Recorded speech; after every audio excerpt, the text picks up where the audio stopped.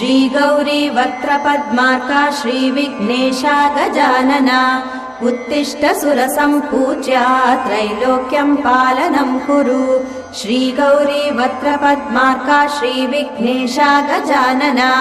उत्तिष्ठ सुरसम्पूज्या त्रैलोक्यं पालनं कुरु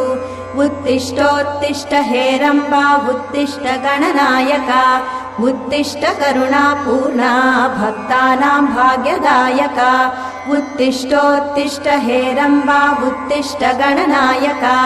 उत्तिष्ठ करुणापूर्णा भक्तानां भाग्यदायका श्रीयाकुवाहन शिवात्मज दिव्यगात्रा श्रीभिन्नदन्तधनुजान्तक सूक्ष्मनेत्रा